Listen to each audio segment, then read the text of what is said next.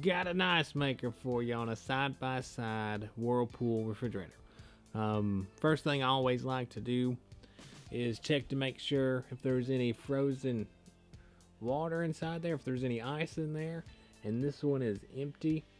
Um, so first thing I notice is that water tube that sticks down below. I mean, it's a bit further out than what it's supposed to be, and whenever I felt it, I mean, it was hard. What that tells me is there's frozen or water got into that line and it's frozen, and what usually causes that is a weeping water valve. Uh, what you can think of it as is whenever this water valve is just sitting there still not doing anything, there's just a steady drip going through it. It's like a drip, drip, drip, and then eventually it gets to this tube and you see it a little bit. I mean, it's not a good angle, but there's frozen water inside that water tube. So we're going to go ahead and swap out this water valve. First thing you'll do is turn off the water.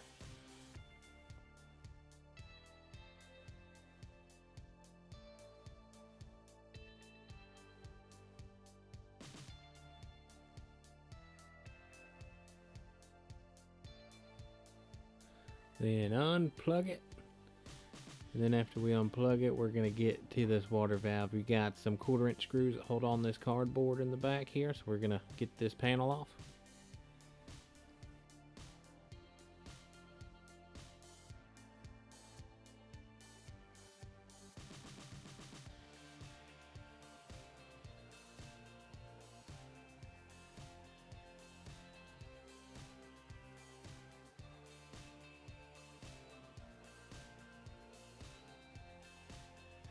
And this water valve is down here on the right. There's two more 1/4-inch screws.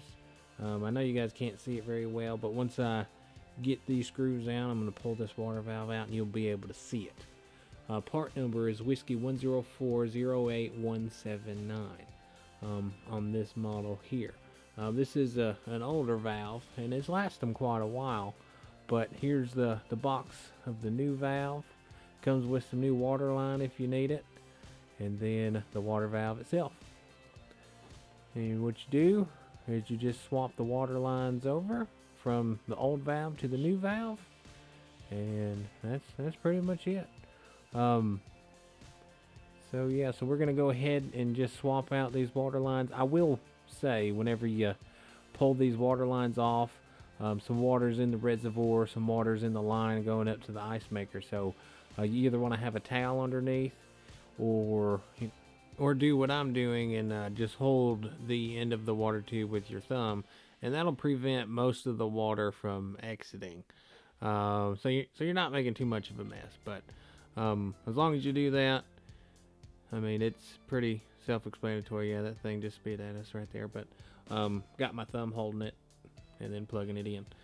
But we're gonna finish putting in this water valve and those wire harnesses. Let me mention this real quick. They only go on one way. You got some smaller terminals, and then you got bigger terminals. And I mean, you can put the bigger one on the smaller one, but you can't put the smaller one on the bigger one. So you really can't get this wrong. But once you swap the harnesses and water lines over, you're gonna screw the water valve back into place, and you're gonna put that back panel back on too.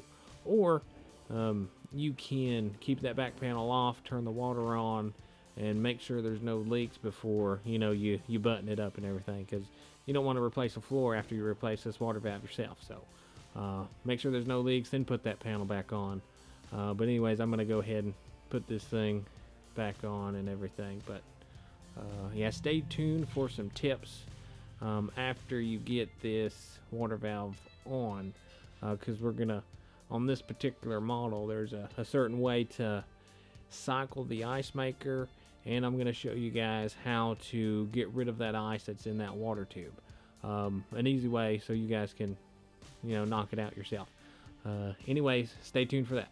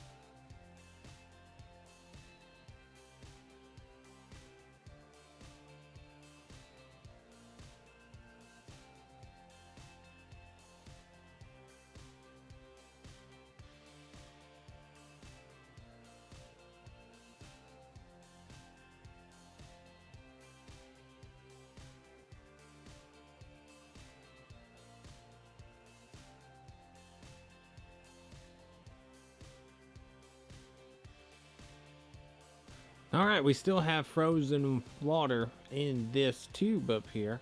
And how we're gonna get rid of it is we're gonna make pretty much a water pump. Take a 20-ounce bottle of Mountain Dew or water or whatever it is. Turn on the hot water to get the water hot.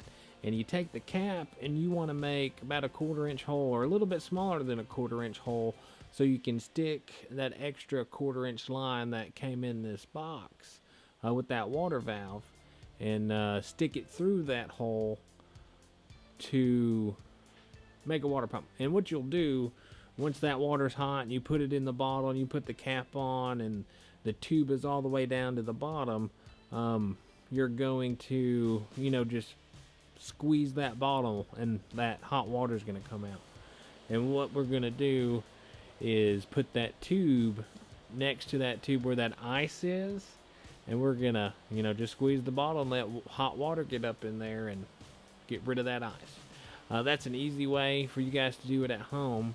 But that's how we're going to get rid of that ice. And then after we get rid of the ice, we're going to cycle the ice maker, and I'll show you guys how to do that after we clear this.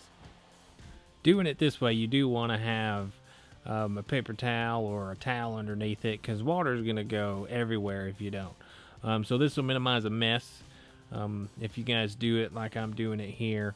But I'm just going to keep pushing that water through and pushing that tube up until all of that ice is gone. Pretty much all the way up until it stops, melting the ice, and then you're pretty much at the corner of it. And so we're going to finish, clearing this ice, and then we'll get to cycling the ice maker and making sure that thing's all nice and clear. So we'll just finish this up and pick up whenever it's time to cycle.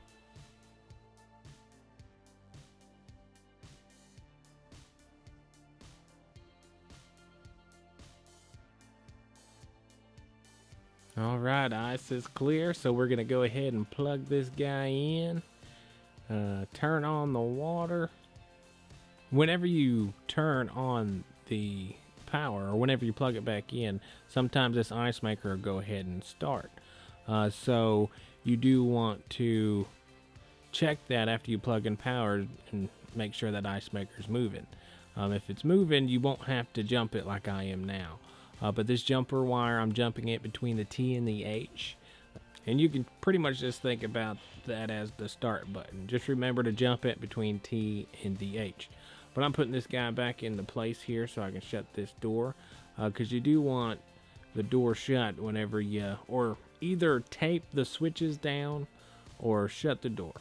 Because you want all those switches closed, or all the switches engaged whenever you're doing this. But you want to unplug the unit, wait 15-20 seconds, plug it back in, go back over to where the ice maker is, and then see if it's moving.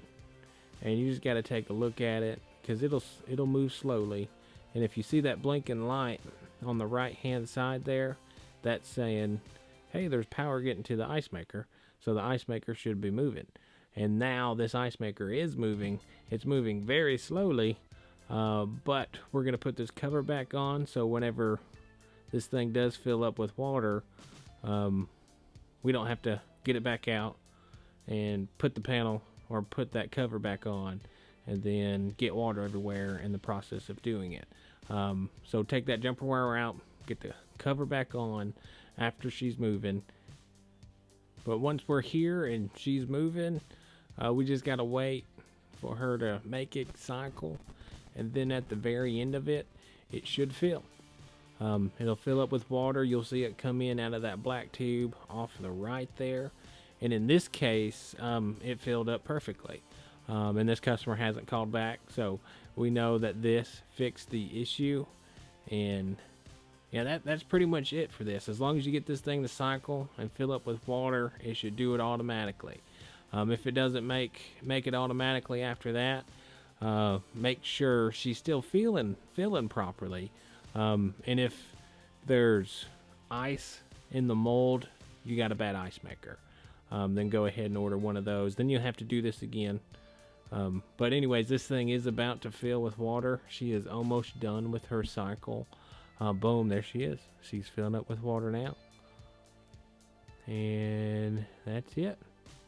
So we're going to put this cover where you get that harness off.